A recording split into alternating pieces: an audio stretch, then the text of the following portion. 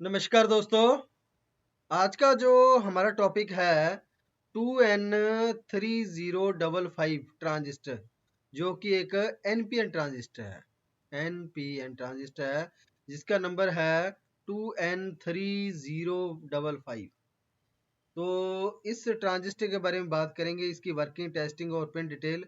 क्योंकि ये जो ट्रांजिस्टर है बेसिकली एम्पलीफाई सिस्टम के अंदर सबसे ज़्यादा यूज होता है। जिस जगह पे एम्पलीफायर सिग्नल को एम्पलीफायर सिग्नल को अप करने के लिए 2N3055 ट्रांजिस्टर का प्रयोग किया जाता है, जो कि एक पावर ट्रांजिस्टर है और ये फुली मेटल के अंदर आता है। ये जो आपके सामने ये फिजिकल इसका आप देख सकते हो कि ये पूरा ही मेटल का बना हुआ होता है। तो इसके बारे में करेंगे, इसकी वर्किंग, टेस्टिंग और पिन डिटेल। तो सबसे पहले जिन्होंने भी अभी तक हमारे चैनल को सब्सक्राइब नहीं किया, कृपया वो चैनल को सब्सक्राइब करें और अगर आपको वीडियो अच्छी लगे लाइक और शेयर जरूर करें। तो जो 2N3055G जो एक मॉसफेट ट्रांजिस्टर होता है, इसके लिए मुझे एक कमेंट आया था। हमारे एक सब्सक्राइबर है जिनका नाम है गुल खान। गुल खान जी हैं जिन्होंने कमेंट किया है कि explain the about 2N3055 transistor practical in UPS simple inverter system के अंदर ये एक ट्रांजिस्टर लगा होता है। वैसे इस ट्रांजिस्टर का प्रयोग सबसे ज्यादा जो हमारा ऑडियो एम्पलीफायर सिस्टम होता है उसके अंदर किया जाता है, लेकिन बेसिकली इसको कुछ और भी अप्लायंस के अंदर इसको अप्लाई किया जाता है, जहां पर इसकी हीटिंग की कैपेसिटी ज़्यादा होने के कारण उस सर्किट के अंदर किया जाता है, जिस जगह पे इसको रेगुलेटरी के तौर पे यानी रेगुलर ही ये ऑन रहता है और लोड के ऊपर काम करता रहता है। तो ये जो ट्रांजिस्टर किस किस सेक्शन के अंदर आता है, कौन कौन सा होता है, इसके बारे में करेंगे। तो गुल खान जी, हमारा जो आज का टॉपिक है 2N3055 ट्रांजिस्टर, जो कि फुली मेटल एक पावर ट्रांजिस्टर होता है, उसके बारे में बात करेंगे। तो सबसे पहले फिजिकल डायग्राम जो है आपके सामने, इस तरह ये ट्रांजिस्टर मार्केट के अंदर अवेलेबल होता है और सर्किट के अंदर भी फिजिकल इसी तरह ही आपको दिखाई देगा। ये सर्किट के अंदर लगाया जाता है। ये फुली मेटल का बना होता है, जिससे ये ओवर हीट होने के बाद अपनी हीट जो है वाष्प करता रहता है, जिससे ये इसका खराब होने का चांस बहुत ही कम हो जाता है, यानी ये बहुत ही कम जो है ट्रांजिस्टर खराब होता है। तो ये एक पावर ट्रांजिस्टर होता है जिसकी पावर कैपेसिटी बहुत ज्यादा होती है आउटपुट के लिए। तो जो 2N3055 ट्रांजिस्टर फिजिकल आपके सामने है, इसको हीट सिंक के साथ लगाया के जाता है, जहाँ बॉडी के साथ डायरेक्ट इसे अटैच आप कर सकते हैं। इसके अंदर दो होल दिए जाते हैं जिसके ऊपर आप स्क्रू लगा के इसको टाइट कर सकते हैं। और दूसरी साइड इसकी जो है दो पिन बनी होती है, वो भी मैं दिखा, तो ये देख सकते हैं आपके, एक इस साइड पिन है और एक इस साइड पिन है। ये दो पिन बनी होती है।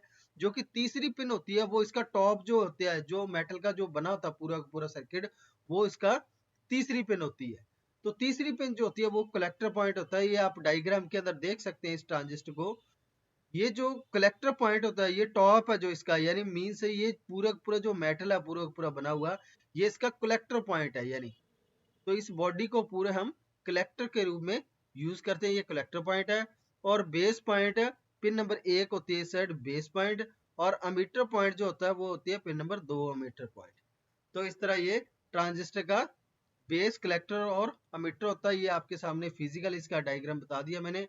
ये एनपीएन के रूप के अंदर आता है क्योंकि ये है 2N3055। ठीक है जी। तो ये एन चैनल के अंदर है, यानी एनपीएन ट्रांजिस्टर होता है। ये पॉजिटिव मिलने के बाद ये कलेक्टर टू एमिटर जो है सिग्नल को पास आउट करता है। तो ये फिजिकल डायग्राम है, आपको मैंने बता दिया इसका बेस कौन सा है। पिन नंबर एक बेस है, पिन नंबर दो इसका एमिटर है, पिन नंबर जो तीन है इसका टॉप वाला हिस्सा पूरा पूरा होता है वो इसका जो है कलेक्टर पॉइंट है। तो ये तो है ट्रांजिस्टर की पिन डिटेल और इसकी जो बॉडी स्ट्रक्चर है। तो अब बात करेंगे इसके कुछ फीचर के बारे में, कौन कौन से इसके अंदर फीचर होते हैं। नंबर एक, जो ये पावर ट्रांजिस्टर के रूप में जाना जाता है, क्योंकि इसको जिस जगह पे एम्पलीफाई सिग्नल को, हैवी एम्पलीफाई सिग्नल को हमने सिग्नल को एम्पलीफाई करना है, उस जगह पे इस ट्रांजिस्टर का प्रयोग सबसे ज्यादा किया जाता है। और ये जो है सेफ्टी के मामले में ये अच्छा होता है। इसको आप किसी भी हीट सिंक पे लगा के इसको ऑपरेट करवा सकते हैं, कोई दिक्कत नहीं है। और ये दो टेक्नोलॉजी के अंदर आता है, एक एनपीएन और पीएनपी टेक्नोलॉजी के अंदर। और ये जो है लो कलेक्टर अमीटर जो वोल्टेज होती है, सैचुरेशन कैपेसिटी और वोल्टेज होती है, उसको फ्लैक्चुएशन ये कम करता है। और ये फ्री पैकेज के अंदर आता है, मीन्स ये ओपन ही होता है, आपको इसको पीबी फ्री पैकेज बोला जाता है, उसके अंदर ये अवेलेबल होता है। यानी ये मेटल का बना होता है, 2 स्क्रू लगा के इसको अटैच किया जाता है। जो इसकी HFE जो इसको टेस्टिंग करने की जो रेंज है वो 70 के करीब होती है। तो अगर ये 70 तक इसका HFNC था तो ये ओके है। और उसके बाद ये टेम्परेचर के हिसाब से बात करें तो ये कलेक्टर और एमीटर का जो जंक्शन पॉइंट है उसके ऊपर ये 60 वोल्ट डीसी का ले सकता है। और कलेक्टर के जो एम्पेयर है वो 15 एम्पेयर होते हैं डीसी के अंदर। और बेस और एमीटर के जंक्शन पे 7 वोल्ट डीसी और बेस पॉइंट के ऊपर 7 एम्पेयर का ये लोड ले सकता है, कोई दिक्कत नहीं है। और जो कलेक्टर और जो इसका बेस और कलेक्टर वोल्टेज है वो 100 वोल्ट के करीब है।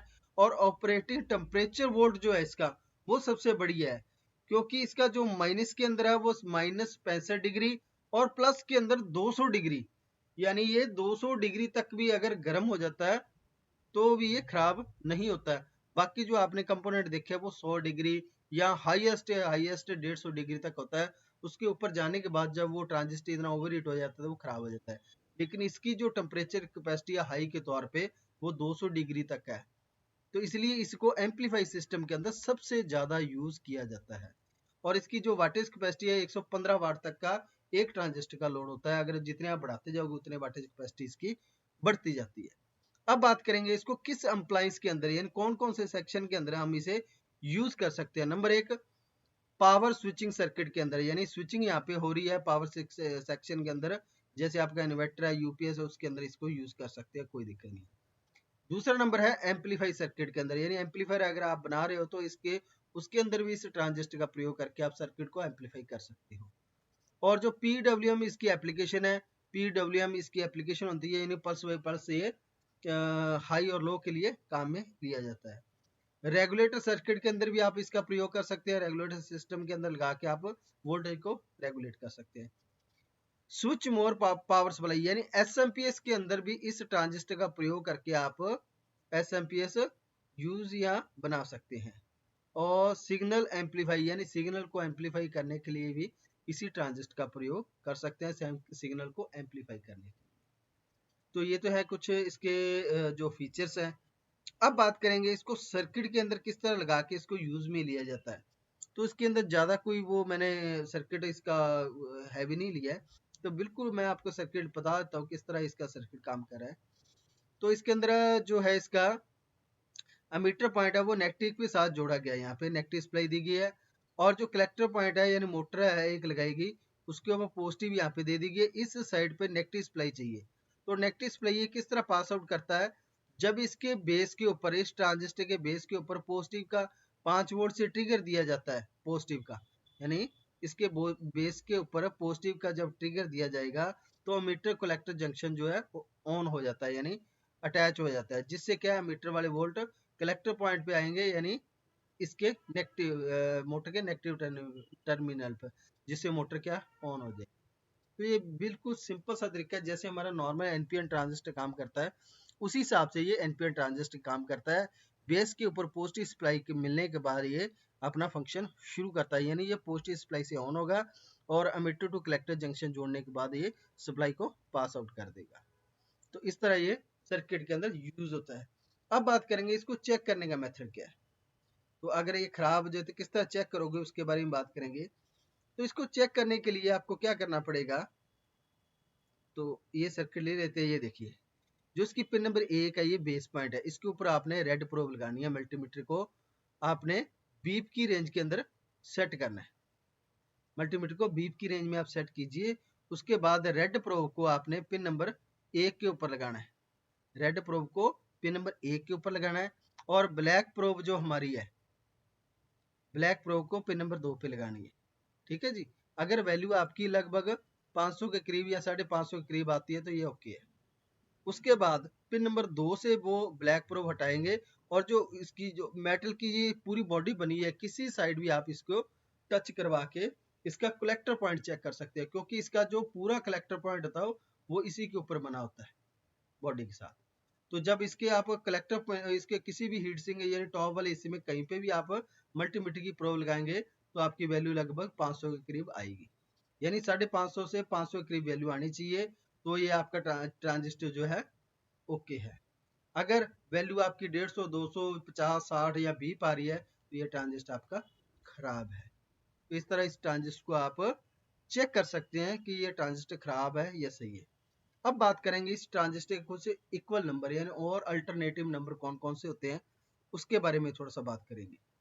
तो 2N6671 एक ये जो ट्रांजिस्टर होता है 3055 का इक्विवेलेंट नंबर है। एक है 2N6675 और एक होता है MJ2955। ये लगभग तीनों चारों ट्रांजिस्टर सेम है, आप एक दूसरे की जगह इसको यूज करके सर्किट के अंदर प्रयोग कर सकते हैं। अब बात करेंगे ट्रांजिस्टर का इंटरनल। तो इस ट्रांजिस्टर के अंदर इस हीट सिंक लगाएगी, इसके अंदर क्या लगा हुआ है तो आप ये देख सकते हैं, ये एक ट्रांजिस्टर चिप लगी हुई है इसके अंदर। ठीक है जी, ये एक ट्रांजिस्टर चिप लगी हुई है। ये 2 पिन इसकी अटैच की हुई है बाहर जो बॉडी को निकालने के लिए, यानी बाहर यहाँ पे निकली हुई है। एक पिन एमिटर है इसकी और एक पिन बेस है। ठीक है जी, ये हो गया एमिटर और ये हो गया बेस। और ये जो इसका ट्रांजिस्टर की चिप का जो जुड़ा हुआ नीचे, ये पूरी से मेटल के साथ जुड़ा हुआ है जिसे हम कलेक्टर पिन बोलते हैं। इस तरह ये ट्रांजिस्टर के इंटरनल तौर पे हिस्से पे लगा होता है। ये बड़ी ट्रांजिस्टर चिप लगा के इसको ट्रांजिस्टर के रूप में बनाया जाता है और फुली मेटल किया जाता है, जिसको हम पावर सेक्शन के अंदर यानी हैवी एम्पलीफायर सिस्टम के अंदर इसको यूज कर सकते हैं, जिससे ये हीट तो होगा लेकिन ये 200 डिग्री तक खराब नहीं होगा। तो ये था आज का हमारा टॉपिक, जो कि हमारा था 2N3055 ट्रांजिस्टर, जिसे हम पावर ट्रांजिस्टर बोलते हैं। मेटल बॉडी के अंदर आता है और एम्पलीफाई सिस्टम के अंदर सबसे ज्यादा प्रयोग किया जाता है। तो अगर आपको वीडियो अच्छी लगी हो तो लाइक, शेयर और सब्सक्राइब करें। और अगर फिर भी कोई डाउट रह गया हो तो आप मुझे कमेंट कर सकते हैं, तो इसको और भी डीपली से हम इसको करेंगे। तब तक के लिए धन्यवाद जी।